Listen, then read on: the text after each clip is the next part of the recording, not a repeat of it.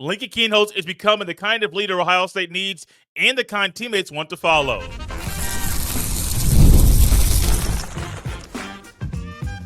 You are Locked On Buckeyes, your daily podcast on the Ohio State Buckeyes. Part of the Locked On Podcast Network, your team every day.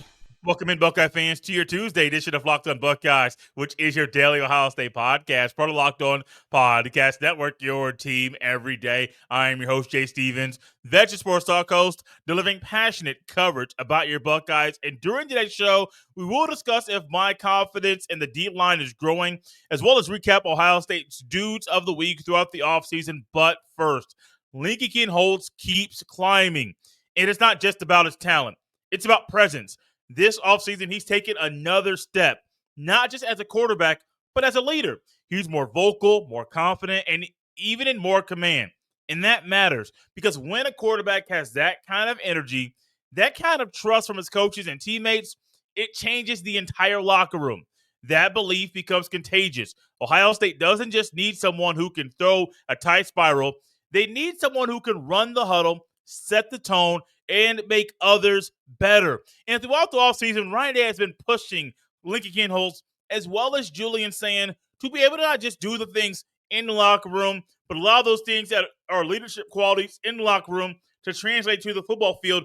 And that can be difficult because it's one thing to do things inside of a building where your lockers are, where your stuff is, you got your cell phone, got your keys, you got some things that make you very, very comfortable. It's one thing to do it there, but it's completely different to do it on the football field because in the locker room, you're the guy, but you can lean on somebody else's humor. You can lean on somebody else's expertise. On the football field, you're the quarterback. There's only one quarterback out there at a time, and it's you. And all eyes are on you to get the job done. And when you are in a battle right now throughout the offseason, people are going to be looking at your every move from waking up to going to sleep. Is he on time for every meeting? Is he on time for every workout? Is he doing extra reps? Is he doing extra sprints? People are going to be watching you like a hawk because it doesn't get much better than being the starting quarterback at Ohio State. And when Ohio State released their dudes of the week for week 5, the final week of offseason workouts before fall camp begins, there was one man that was on that graphic that stuck out like a sore thumb. For one reason to me, there may be another reason for you when you see that picture. I won't say what the other reason is, but it was Lincoln Kienholtz. Because the other two guys that were there were Kenyatta Jackson Jr. and Jalen McClain. Two guys that are going to play this year. K-Jack's going to start. He could be the Buckeye sack leader this year. I mean, I'm not exaggerating. I would not be shocked if he led Ohio State in sacks and if he was a guy that was a first-team All-Big Ten guy. I mean, he has that type of capability based on things we're hearing about him this offseason. But I think he can do that. Jalen McClain played a little bit last year. He is a guy that's battling to be the running mate of Caleb Downs this year. So that wasn't shocking.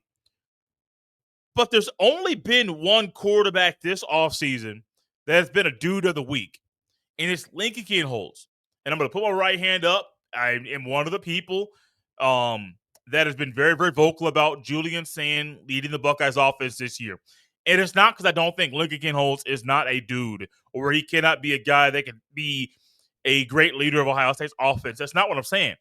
I just think for what Ryan Day typically wants from a quarterback, Julian Sand's skill set fits that the best. That's it. Also, going back to the spring game, Sand led the offense better than Kienholtz during the spring game. And that was one thing that I was really looking forward to seeing. What's your command of the huddle? What's your command of the offense? How do people respond when you're out there? Do you look flustered? Do you look cool, calm, and collected? How are you? And it definitely seemed like Sand's body language, that Sand's ability to control everything when he's out there was better than Kienholtz. And that's not saying Kienholtz was trash. Just by my own naked eye, I'm thinking, okay, like one guy is not staying more confident in his own abilities, but he just had a better command of the offense, a better command of the huddle at that time. But when you get labeled a dude of the week, and I went back and looked, Ohio State had 5 weeks where they announced dudes of the week, and there's only one quarterback listed. That's huge. Absolutely huge. And I am not going to sit up here and say on this Tuesday, a couple of days before the beginning of fall camp, that this is an indicator that Lincoln Kienholtz is going to be Ohio State's QB1. I am not going to say that. I feel like that would be a prisoner of the moment instead of leaning on the expertise of my eyeball. My eyeballs tell me when I watch these two guys play football. I'm not going to say that's the indicator that he's going to be the guy to get that title. I will say this, though.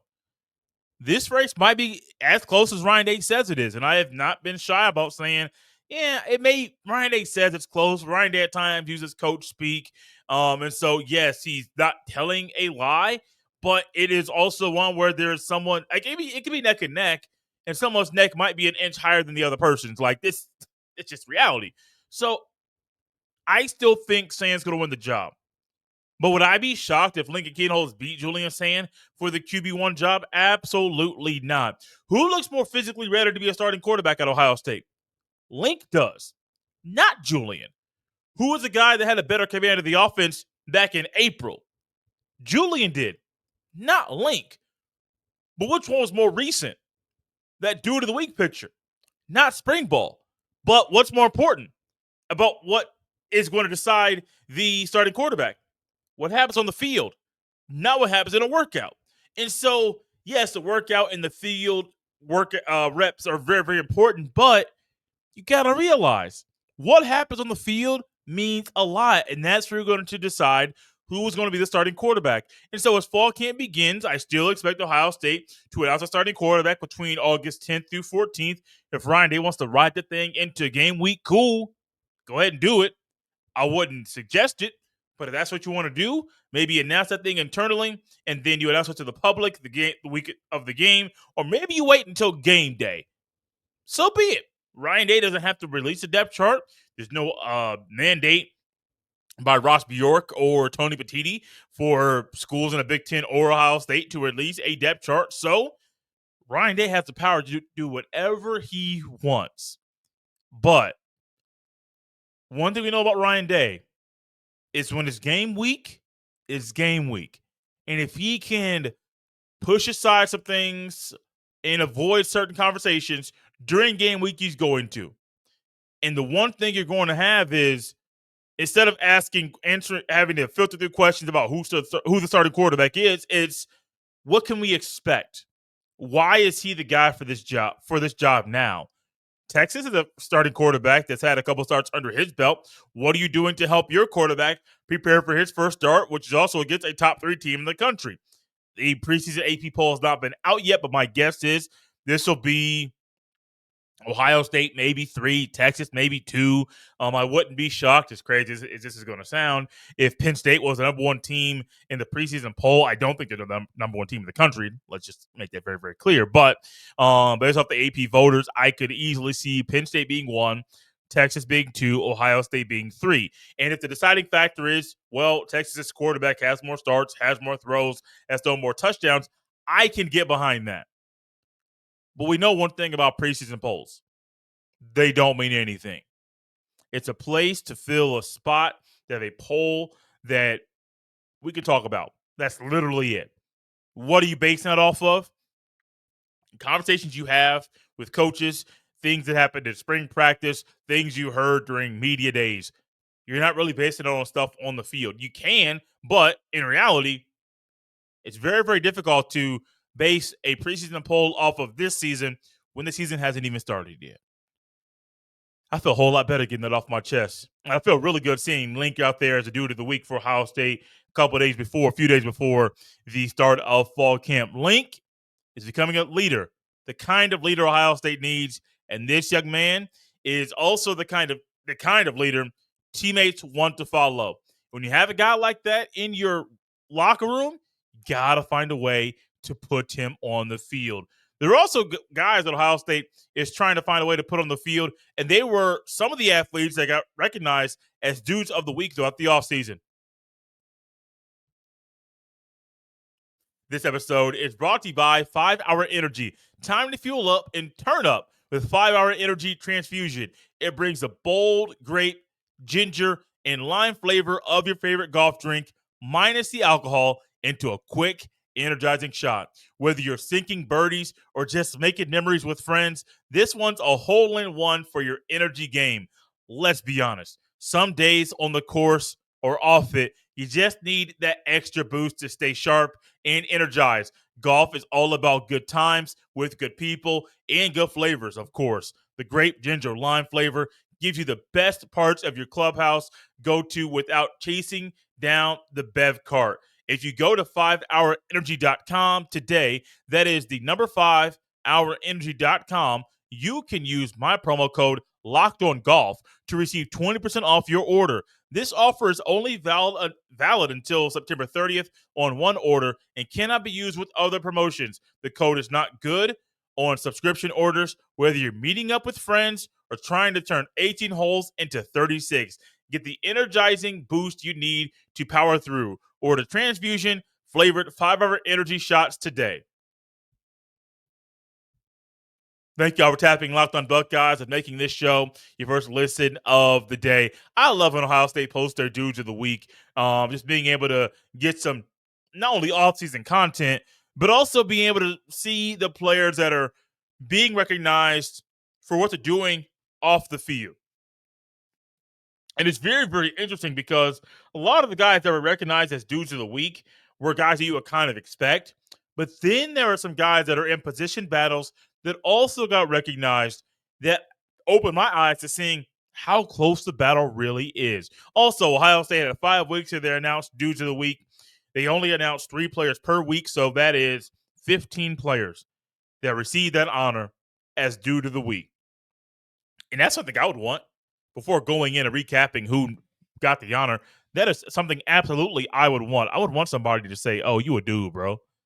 Why am I a dude? Because you killed them workouts this week. Oh, I'm a dude for that. Cool, man. Do you see the results? Yeah. Where are they at? Look in the mirror. You have put on the necessary weight that you needed to gain throughout the offseason. You put on the necessary muscle. You are getting quicker, faster, stronger in all the right ways. I mean, you're doing the things you need to do to get on the field and to not only be a guy that's a force on the field, but to also be a leader for this team. I would want someone to say that about me, man.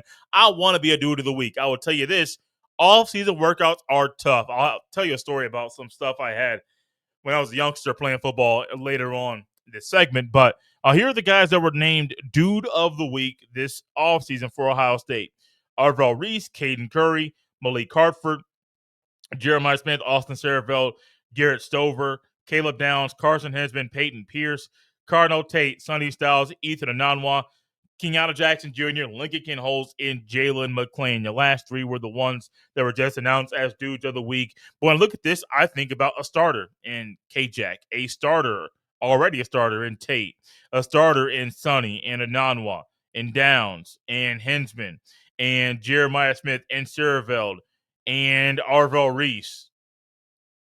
The other guys, I'm going to put Caden Curry in that too, because I think there's still a scenario where K-Jack and Curry are the 2 starting defensive ends on the edge, and then you have Hicks and Atkinson in backup roles, at least initially.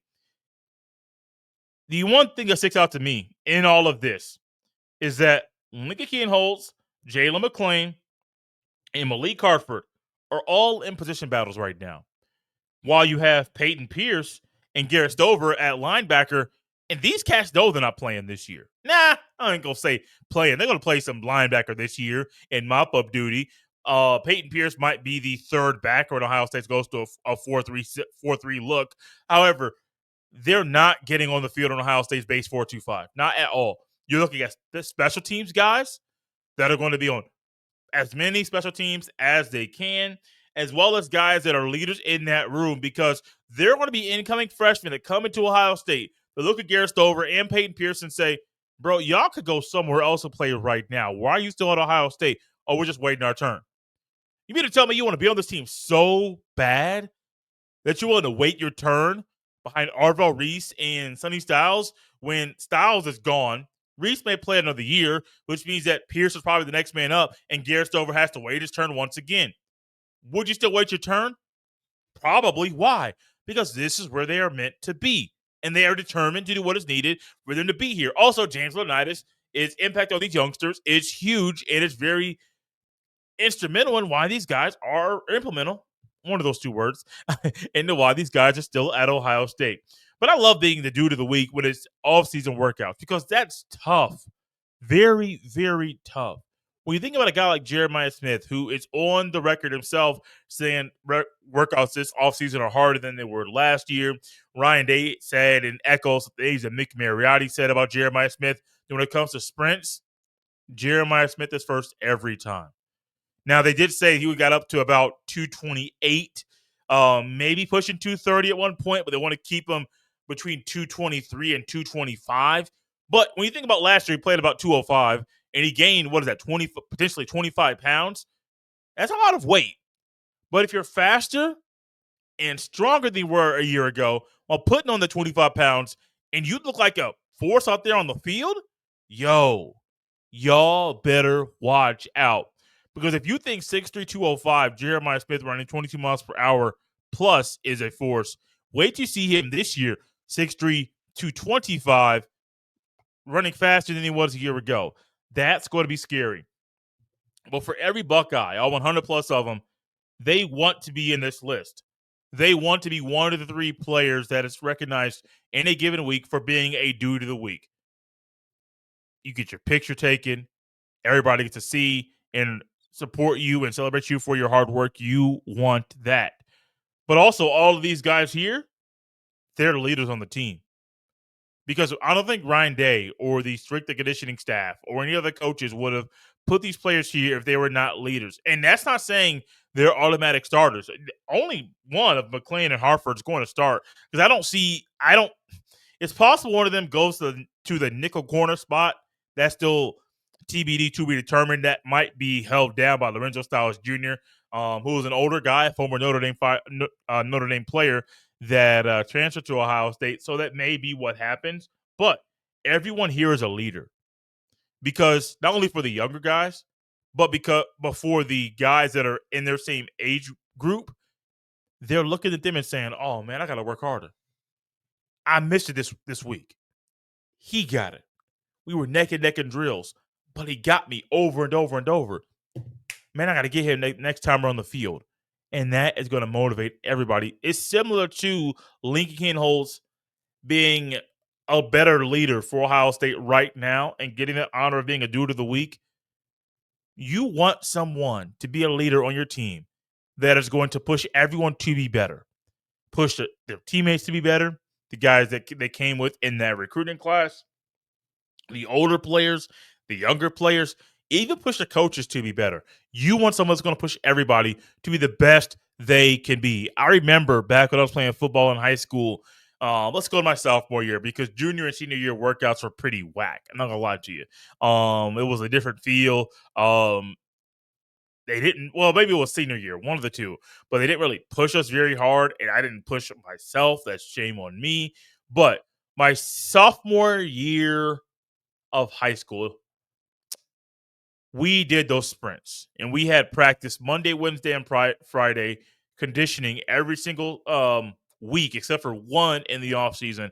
Every week in June, every week in July except for one. Due to moratorium, you couldn't do anything athletic-wise in Indiana, where I went to high school, just for that 1 week. And then we had 2-a-days, which is a whole different animal. But I remember going in there 7 o'clock in the morning. Man, I'm not a morning person at all. I can't stand mornings. I couldn't stand mornings back in high school. I'm not a morning person now. But we were out there lifting weights for an hour, going into the weight room, doing our stretches, doing all the stuff. Sometimes we're going through the motions like we shouldn't. Get in that weight room, pump that iron, hit them weights hard. Then they said, oh, go out and run for an hour. And this isn't run 2 or 3 miles and then do some stuff later on to cool down and you're done. No, this is let's run 400s, let's run 200s, let's run 100s. And buddy, that stuff was tough, so hard. And as someone that was a hog on the team, one of the offensive linemen, it was difficult because your boy didn't like running, didn't like doing their sprints, but you knew when there was somebody that was close to you in speed and skill set that you're like, oh, he is a little bit lighter than me, but he beat me. I got to beat him because we're trying to compete for the same spot. He's a little bit heavier than me, and I beat him. Oh, he's coming the next time. I got to try and do everything I can to get that spot because we're competing for the same spot. This is the stuff in the offseason that's going to be very, very important because this stuff now is going to help you go into fall camp with the right mindset, with your being very, very focused, so that when it comes to getting on the field, you are already doing a lot of reps in the offseason workouts that puts you ahead of the game because you're pushing yourself every single day. It's going to lead to you pushing yourself on the practice field every single day to help Ohio State be the best team they can be, while guys like this are leading the group, leading the charge for Ohio State's quest to win back-to-back national championships. While Ohio State has a mission to win back-to-back national championships, they are going to have to get a lot from the defensive line, specifically the defensive tackles, which makes me wonder if my confidence in this unit has grown leading into fall camp. This episode is brought to you by Epicor. Every team knows the value of hard work, of taking pride in what you build, and practicing every detail to get the best results. But no one player, no matter how amazing, can do it all alone. Working together makes getting the win easier. At Epicor, the All-Stars are the hard-working manufacturers and distributors who create and deliver the things we all need, from aerospace to electrical to medical devices. Epicor ERP solutions are created by industry experts to help make every day easier. Seeing your whole supply chain is easier. Managing logistics is easier. Responding to price changes is easier. From small businesses with big dreams to growing enterprises with global vision, we'll equip you with the right tools to move forward, think ahead, and lead the way. Because as the clock ticks down, you need to make the most of every hard working minute. Easier doesn't cut corners, easier takes the lead. Discover your success at www.easierwithepicor.com. That's www.easierwithepicor.com. Thank you all for tapping Locked on Buckeyes and making this show your first listen of the day. So as we inch closer and closer to the start of fall camp, before what should be a special season for Ohio State, there were some things this offseason that were a little puzzling, that caused us to question and maybe be a little concerned about what's going on with the Buckeyes. And one of them was the depth at defense on the defensive line.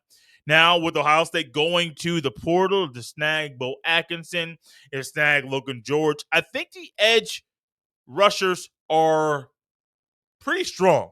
That's a pretty strong unit. We think about K-Jack and Caden Curry and Bo Atkinson, Logan George and C.J. Hicks and Zion Grady even there too. Joshua Mickens, can't forget him. Epi is on the edge as well. Sorry, I still butcher his last name every now and then. I think that unit is going to be solid. Don't forget Arvell Reese occasionally playing on the edge as well. The issue comes in with defensive tackle because outside of Edric Houston and Cade McDonald, no one really has a lot of experience. And there's a lot of question marks because you just don't know what you're going to get from guys. But based off of things we heard from Big Ten media days and some players and Ryan Day discussing the defensive line, I'm starting to get a little confidence in this unit. Now, I am doing this off of things that the players are saying and the coach is saying. They are there every day. They work out with these guys. They talk to them. They see the work they're putting in. They see the weight gain. They see the speed gain. They see the strength that's being built. They see this every day. So I'm taking the players' word for it. I'm taking Ryan Day's word for it. I haven't seen it on the field.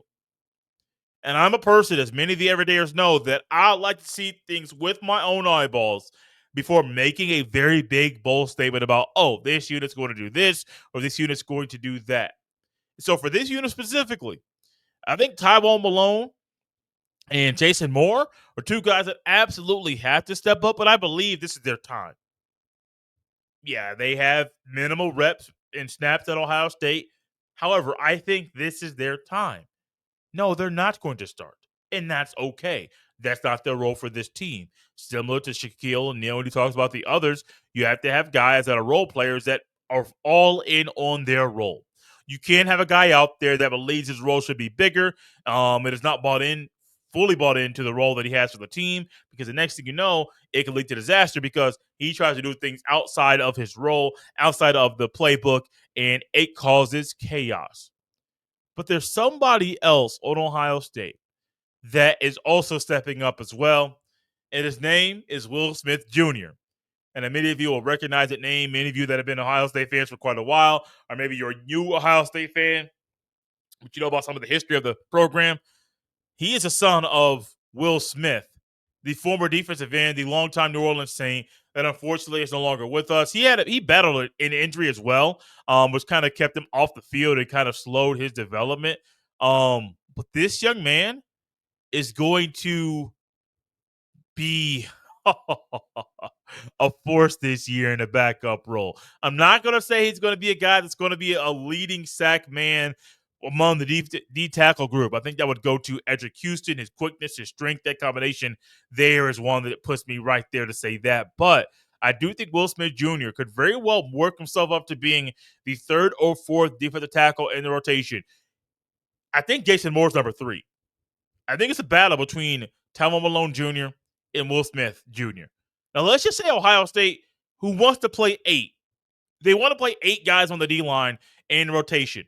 At D end, it's easy. Absolutely easy. You really got 5. But you got Curry, K-Jack, Atkinson, George, and Hicks. There's your 5. Normally it's 4, 2 per side, but this year it's 5. At D tackle, I think you can easily have 5 as well between McDonald, Houston, Jason Moore, Tywone Malone Jr., and Will Smith Jr. So if Larry Johnson has 10 guys that he fully trusts every single snap, now there's going to be some situational awareness, and that's where things are going to come in. Like, hey, should I pull the cord now? Should I cut that thing? Should I put somebody else in while he's a backup? He normally doesn't play this many snaps, but he is on a roll. What should we do? That is something you're going to decide in the moment of a game. But if Ohio State goes from having 7 guys, 8 guys maybe, to having 10 that can rotate in any game, I say any game, I mean rotate against Texas and Grambling State, rotate against Wisconsin and Michigan, rotate against Penn State and Washington. If they have 10 guys that can play against anybody, y'all better watch out. Here's what Ryan Day said about this unit as the things they have to do. Quote, we've got to develop these guys. We got to get them stronger. We got to get more out of them. We got to maximize these guys. And that's what we got to do. And that's what the focus is going to be, end quote. He doesn't say anything that he shouldn't say. He's spot on with everything. They got to get stronger. They got to put them in the right positions. They have to do everything Ryan Day said because that's his job.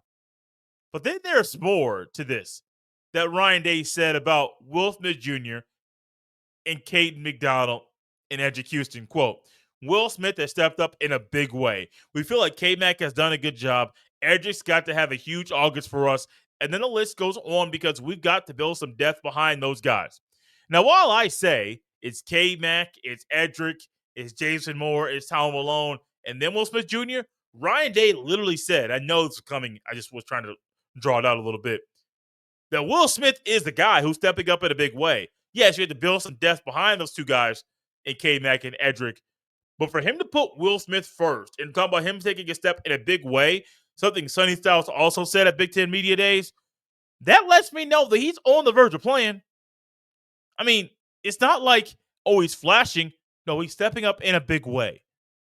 You don't say that about just any player, nor about a player that's stepping up but might not start. Him doing that right now and being recognized on that stage by multiple people, you got to put your stock in your boy tweeting out multiple times this year, stunting like my daddy. I did it with Marvin Harrison Jr. when he caught touchdowns and made big plays just like his dad did. And I will do the same thing when Will Smith Jr. goes out there and starts playing the ball and makes play after play after play. Thank you all for tapping Locked on Buckeyes and making this show first listen of the day. For a second listen, check out the portal because my guy, Brian Smith, he has the latest rumors, portal entries, and signings. Be the most informed fan on the rapid changes to the college football landscape. You can find the portal and Locked on Buckeyes on the YouTube or wherever you get your podcasts. You can follow me on any social media platform or jstevens07. Send every email to jstevens317@gmail.com. This has been Locked on Buckeyes on a Tuesday. We'll see you next time.